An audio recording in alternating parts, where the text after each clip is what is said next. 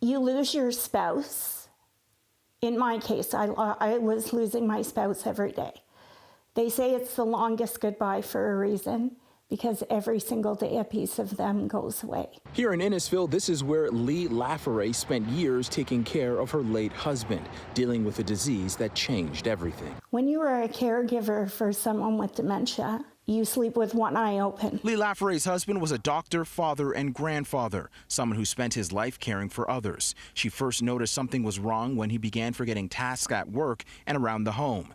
Alzheimer's is a diagnosis that affects hundreds of thousands of Canadians. And new research warns that as Canada's population ages, the healthcare system is not ready for the growing number of people who will be living with the disease. The report from the Alzheimer Society of Ontario, informed by caregivers like Lee, says early diagnosis and access to testing remains inconsistent across the province. Currently, we know that there's over 700,000 people in Canada affected by Alzheimer's or some type of dementia. And that number is unfortunately set to climb quite significantly to over 1 million by 2030. The report highlights long wait times for cognitive assessments, limited access to diagnostic tools, and a lack of coordinated care, warning that without major improvements, families may miss crucial windows to sign on to emerging treatments. We need to make changes in the healthcare system. We need to enable earlier diagnosis, which includes access to funded diagnostic tools such as cerebrospinal fluid, as well as blood-based biomarker tests.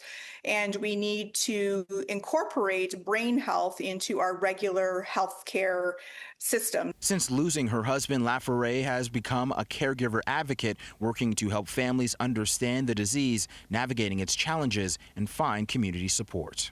It's not their fault, and it's not your fault. If I can help somebody understand that your person living with dementia can no longer live in our world, and help you figure out how you now live in theirs, that's the biggest thing I could ever do for you. The report warns that without urgent action, Ontario risks falling further behind, leaving caregivers to shoulder the weight of a growing crisis. For families like Lafferay's, advocates say early diagnosis, support, and investments aren't future concerns. They're needed now. Brandon Rowe, City News.